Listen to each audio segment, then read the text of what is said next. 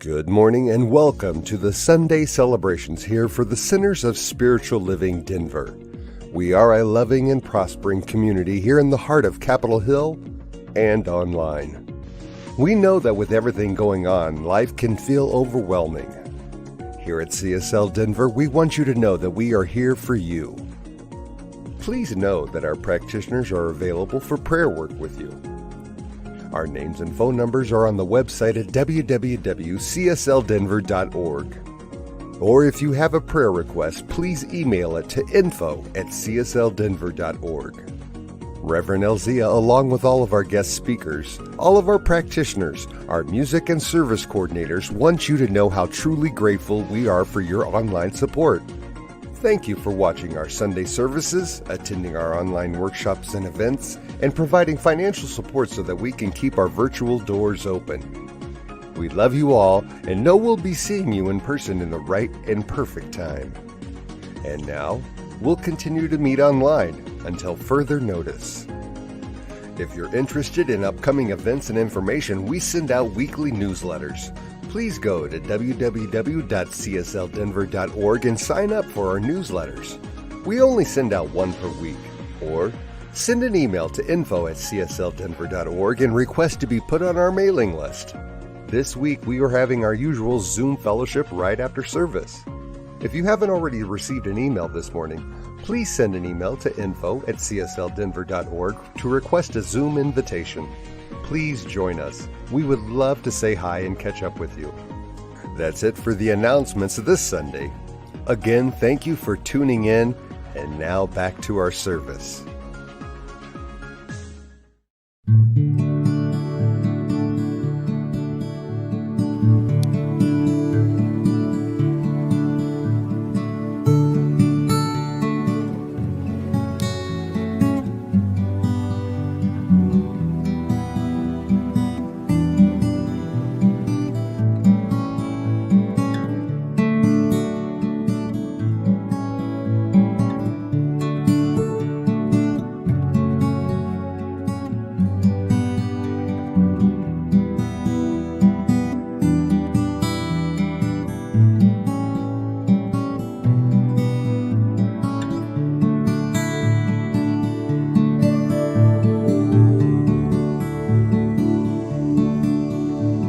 Surely the presence of God is in this place. I can feel the mighty power and the grace. I can hear the brush of angel wings. I see glory on each face. Surely the presence God is in this place.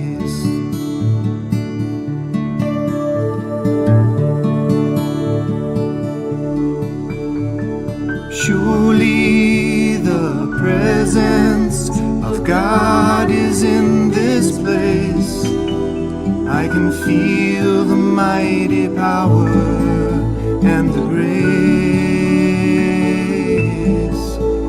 I can hear the brush of angel wings. I see glory on each face. Surely the presence of God is in this place.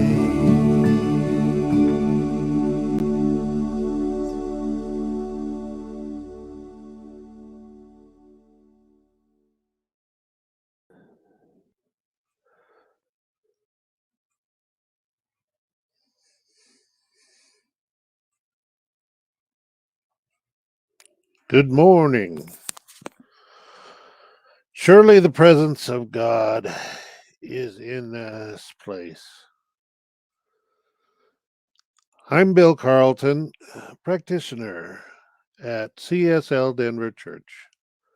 I invite you to close your eyes, take a deep breath, and release all the negative emotions and just be present in this beautiful world. We feel that oneness of God surrounding all of us. Allow this to be in gratitude for our power of love in our spiritual practices. I acknowledge and give thanks to all that has brought us here in this moment.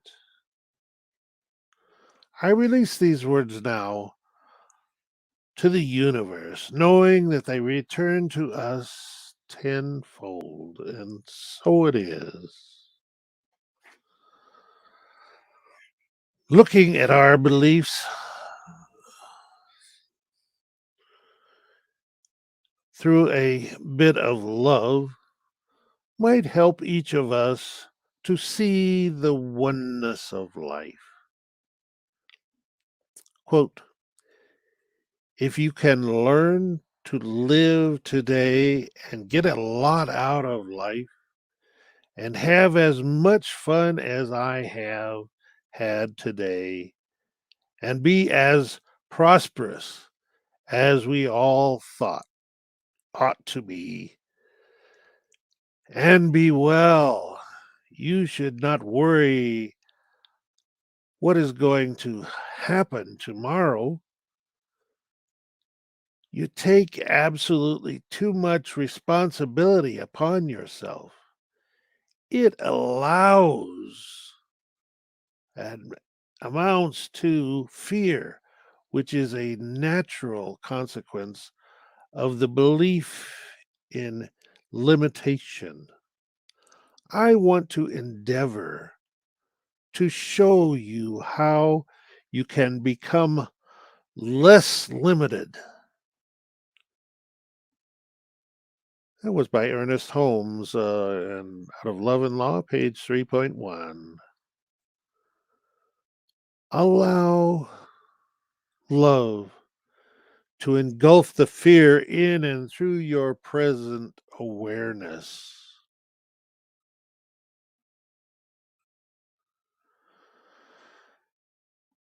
And now, more music from Jeff King. Again, everyone.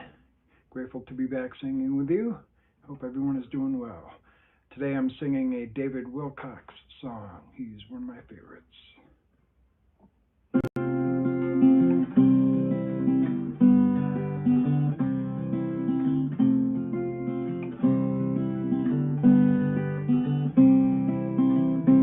It's the choice of a lifetime. I'm almost sure I will not live my life in between anymore.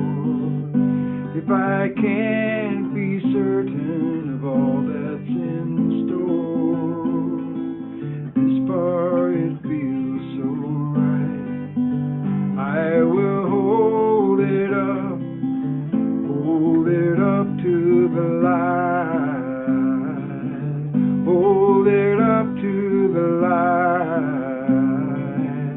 hold it up to the light.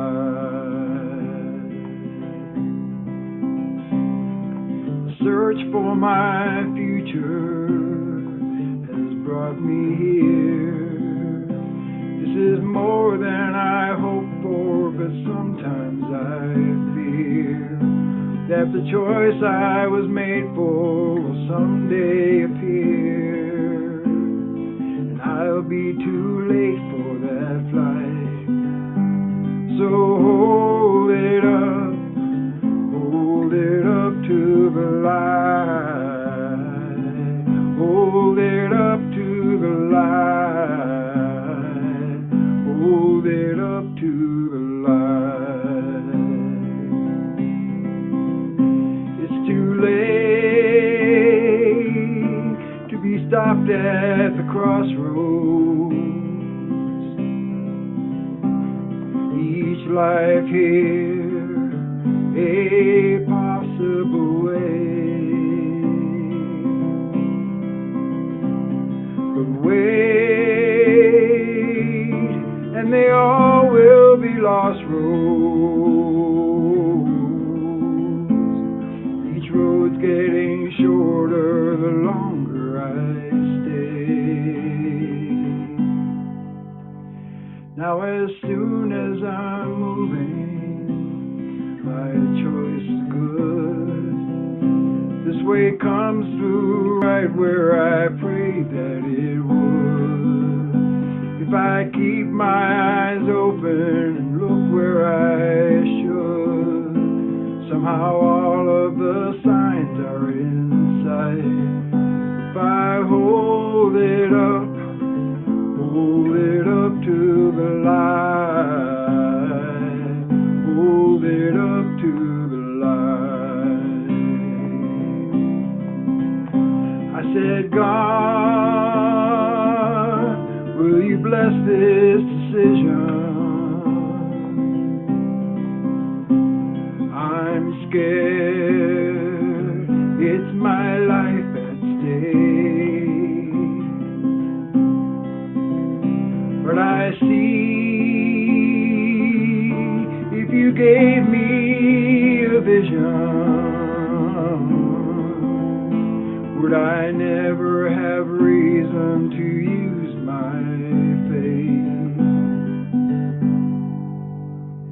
I was dead with deciding,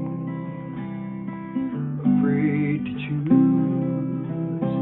I was mourning the loss of the choices I'd lose. But there's no choice at all if I don't make my move and trust that the timing is right. Yes, and hold it up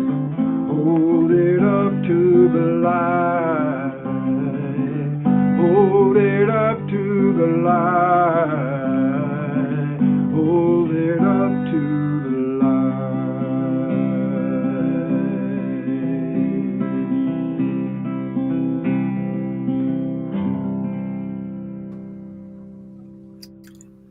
Thank you, Jeff. Thank you so much.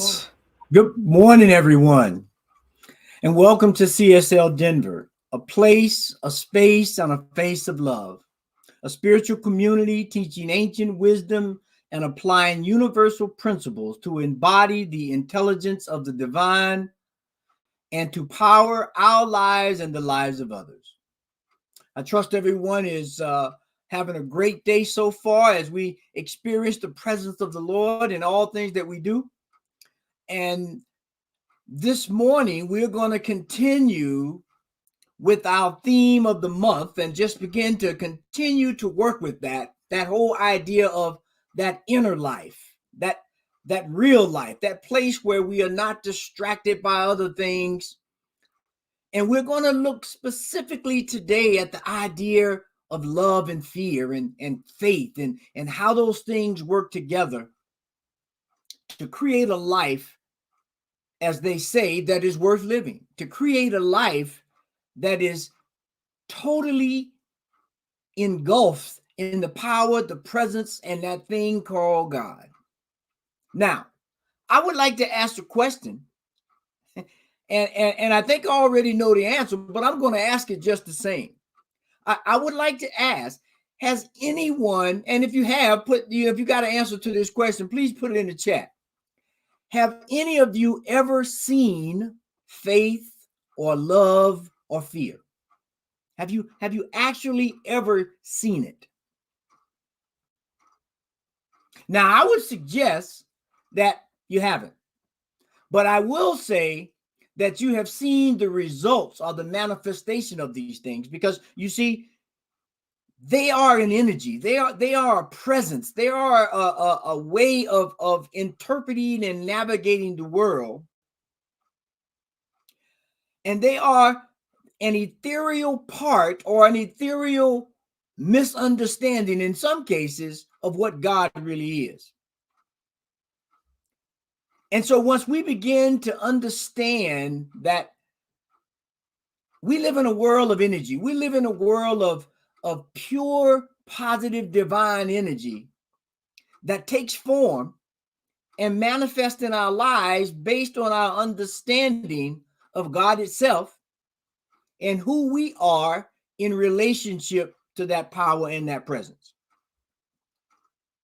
Who we are in relationship to that power and that presence. Now, Dr. Holmes says this about love. He says, love is the self-givingness of God, of spirit, of the thing itself. And it is the true reality, the real, which is free from guilt and condemnation and all those things that we sometimes use or feel when we misunderstand what God is, when we misunderstand what love is. You see, because if we go to the Bible, at 1 John chapter 4, verse 8, it says this, and I think this is just so powerful. He say, he that loveth not, or he that does not love, or he does not feel the presence of the Lord through love, they don't know God. For God is love. For God is love. So if you're not operating from this place of love, this place of self-giving, of self-knowing, of expression, which God is, then I would submit, as it says here, that we don't know God.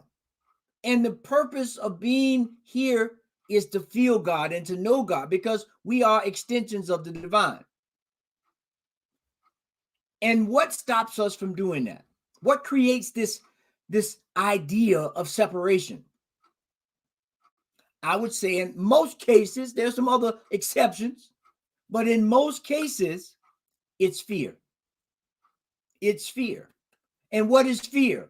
Fear is false evidence appearing real. False evidence appearing real. And it's mostly false evidence appearing real about who we are and what we are in relationship to the divine. Who we are and what we are in relationship to the divine. Now, in the Science of Mind textbook, Ernest Holmes says this: fear is the antithesis of faith. It is the negation of trust. Like faith, fear can be conscious or unconscious in our subjective mind. And if it is to be eliminated, it must be eliminated from both the conscious mind and the subjective mind. The conscious mind and the subjective mind. Meaning, we have fears and misunderstandings that we may not even be aware of, that are based on this false evidence appearing real about who we are and what we are and the presence of God in our life. And so when we're able to reconcile these differences, when we're able to move forward and understand that faith is something that we lean on, something that we feel, something that we know, as it says, faith is the evidence of things unseen. Because we're dealing with the energy, we're dealing with the invisible presence of consciousness that is moving throughout the universe. And if we misunderstand it in our relationship to it, fear steps in. Fear steps in because we're trying to navigate a true world. And if we're looking at it falsely, we make bad assumptions. We make bad assumptions. So, and oftentimes, I know for myself, I won't speak for anybody else, you know, I create this appearance of being on top of things and so forth. But there's a verse in the Bible in 1 Corinthians chapter 13, the first 3 verses. And I won't read it, but I'll summarize it here, where it talks about, you know, even if you could speak in all the languages, or if you could even speak to the angels, if you don't have love, it would be just like a gong noise or a cymbal. And even if you had prophetic powers and understood all the mysteries and all the knowledge, if we had no faith, or if we had faith that could move mountains, without love, it's nothing. And so without love, none of this is possible. None of it means anything. So we gotta understand and reconcile this whole thing about faith and fear and love, so that we can move forward in confidence, in an acceptance of who we are, and knowing that wherever we are, no matter where we are, God is always present. God is always present. Now, when we look at love, faith is an attitude of mind that is so convincing of its own idea that it accepts it so completely that any contradiction is inconceivable and impossible. Before we can create such a mental attitude, there must be nothing in our subjective mind that contradicts our objective affirmation. Now here we see that this whole idea of the subjective mind and what we objectively present, these objective affirmations about life and love and the power that we have and all of these things, they mean very little if the inner world, if the subjective world is not in tune, if the subjective world is not in alignment.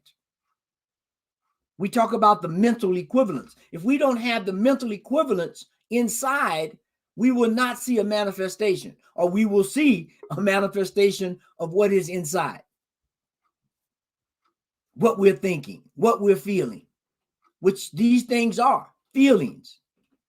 And so now we want to begin to understand that the ultimate power in the universe is God, which is love, which is spirit, and it is grounded in consciousness. That energy of thought where we begin to look at things and understand them and feel them, because that's where the sweet spot is. Being able to feel God, being able to know God by not someone telling you, not by something that you do or by something that you read. It is a feeling that is there. And by learning this and learning to face our fears, which is just false evidence appearing real, we begin to step into a place where we can say yes to life. Yes to life. So when we come to realize that God is love, this pure energy of oneness that is indivisible, we realize that there are only two emotions, love and fear. Love is the design presence or the divine activity of God that moves through all things. And fear, on the other hand, is a tool that we sometimes get caught up in our ego. And now let's be clear, false ego is more correct, because without an ego, we'd just be a big blob. We wouldn't have any personality. We wouldn't, we'd be a bore to be around. So we're not talking about the ego of self where you recognize where God is and your relationship to God. We're talking about a false ego. And when we can understand that and use that tool, we move into a place where we can really open up to this statement here. If you could see the object of your fear until you really understood it, it would no longer exist in any effect on you, exert any effect on you. You can do this to the degree where you become aware that you are divinely guided and protected, and establish your understanding of this in a definite way. In a definite way. And so when we can begin to understand that there is no objective out here without some subjective in here. When we begin to understand that and understand that we are created and born out of love, then we can say yes to life fully, and understand that there is no separation. That there is no separation. And so as we go in this inner world, we look at these whole ideas of how do we perceive things? How do we feel things? And when we realize the power and the presence of God in our life, this presence of God dispels all fear. And it invokes in us a curiosity, an excitement even to find out what God is. And we begin to know that there is no light but God. Now, to get an understanding of how these how this emotional thing inside works. Some of you, if not all of you, may have heard this story about the two wolves. It's an indigenous Cherokee story, I think, where young man is talking to his grandfather, and his grandfather tells him, there's these two wolves. There's this battle between these two wolves. He's telling the story before they go to bed.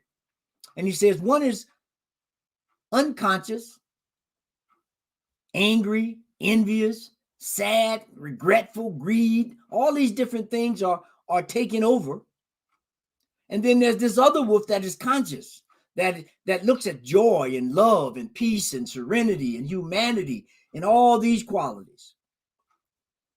And so the grandson ponders this story for a while, and then he asks the grandfather, he says, well, which one of these wolves are going to win? And the old grandfather said, well, the one you feed. The one you feed. The idea that you feed, conscious understanding of God, love, light, and who you are, or unconscious, that is what's going to prevail in your life. That is what's going to be present.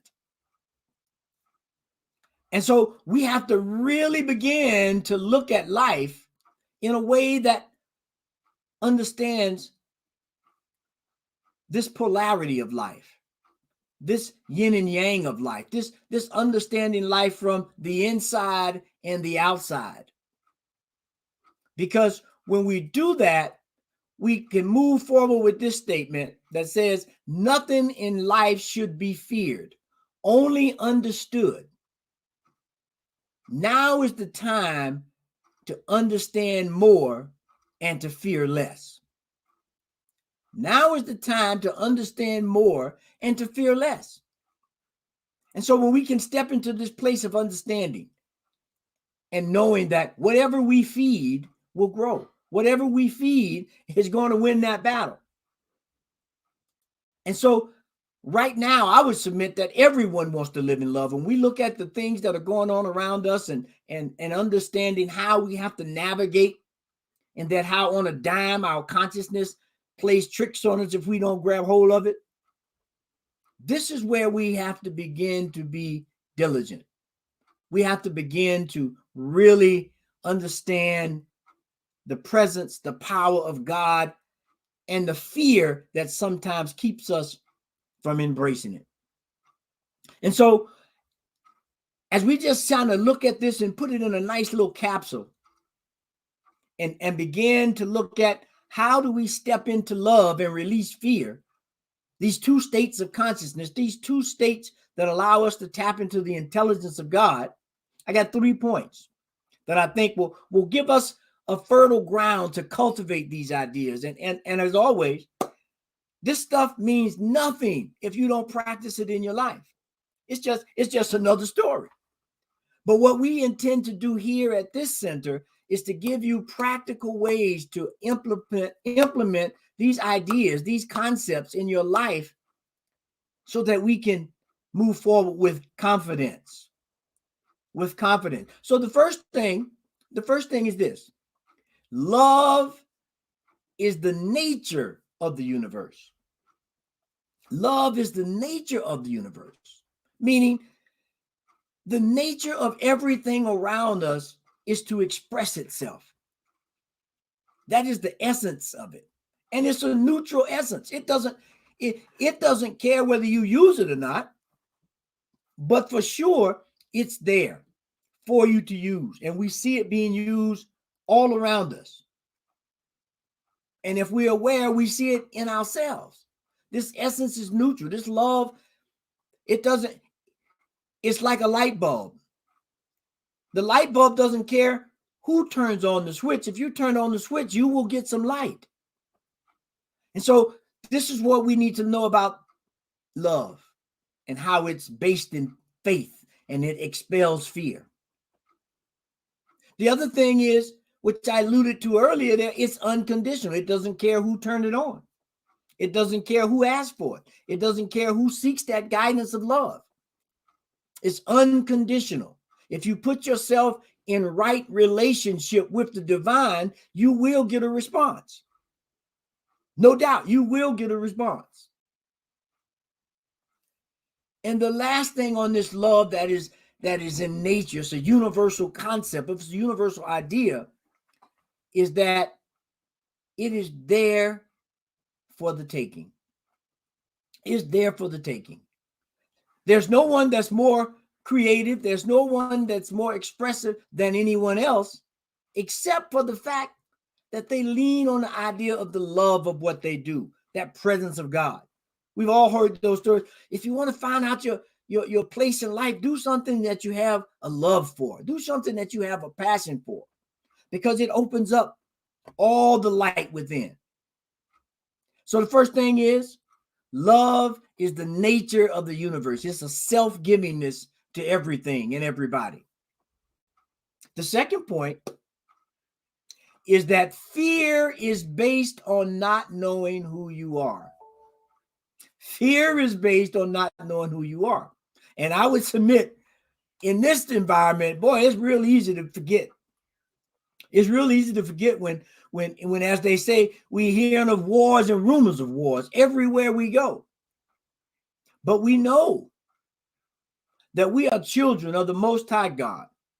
And when we can remember that and know that and act from that, all the clouds shall go away.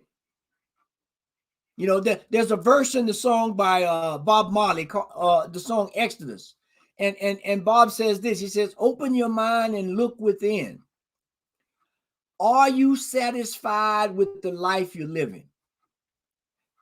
We know where you're from and we know where you're going. That is the idea of how we need to approach life. Knowing where you're going, knowing where you come from. And if you're not satisfied with where you are in life, let's release some fear about who we are. Let's grab some love that is always abundant and always available to move us in the right direction. And so once we understand that love is universal and everyone has access, and that we'll move beyond this fear, we know that fear arises. Know that it's like an alarm clock when you feel fear. It's an alarm clock that you move the needle away from faith that's grounded in love and take that as a wake-up call. It's an alarm for you to awaken to your true self. Now, this doesn't mean that you're not cautious or aware of certain dangers or certain things that may put you in a unsafe place. That's not fear, that's wisdom. That's an understanding that if I go outside in the cold next week in Denver, they're saying it's going to be 9 degrees. If I go outside in short pants, I need to have some wisdom, not fear, of not to do that. And so when we can look at fear as an alarm clock, that we move the needle away from awareness of true self, now we're moving in a place where we realize fear is just an energy. It's an idea that can be changed or transmuted by right thought, right action, based on wisdom and love. And now as we understand that and incorporate that in our lives, we move to that final point is we have to reconcile these opposites, this inner and outer, this love and fear. There's a reconcile that has to take place. These things, there's one thing. But there is a movement on a polarity of a scale that is based on different degrees. The difference between hot and cold is based on some degree of change, not on something that is actually itself present. It's a degree of one thing that changes, and we give it 2 different labels to differentiate the presence of it, but it's only one presence. So when we can reconcile this and move away from anything, then we can say yes to life.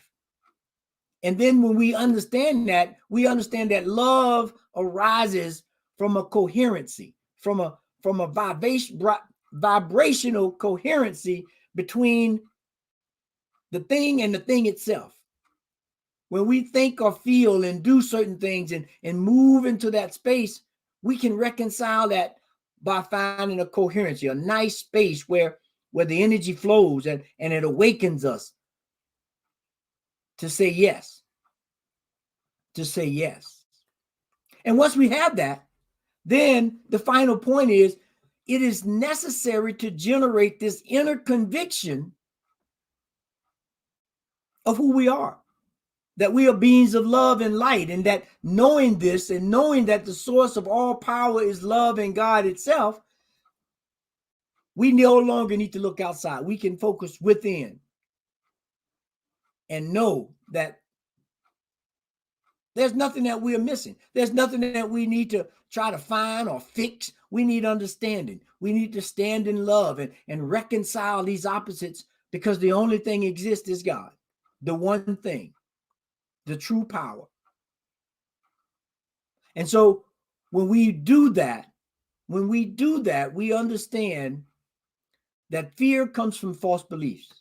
And if we continue to feed them every day and give them power, fear will keep us in an ignorant and an unmanaged state of life, where we feel guilty and blame and shame and all these things that really should be just wake-up calls or alarm bells, not things that we really embody in our lives. They're wake-up calls to say, I've moved out of faith. I've moved out of love. And then when we do that and we can look to the power and believe in the power and presence of God, we know that love is that power to transform fear, where we learn love for itself, to be guided and to be gentle with ourselves and to take care of all things in a manner of faith. And when that happens, we can say yes. And so as we just recap that God, love is the nature of the universe. That fear is basically not knowing that. Is not knowing that. And when we can reconcile the difference between that, we can move forward with confidence. And so as we move forward and we look at the call to actions for this week, I give you three things. First one, examine the fear in your life and seek to understand its origin. Where is it coming from? How did it get there? And then once you've done that, ask yourself, can I choose to think differently about the thing that I fear? Because we know it's all a movement of consciousness.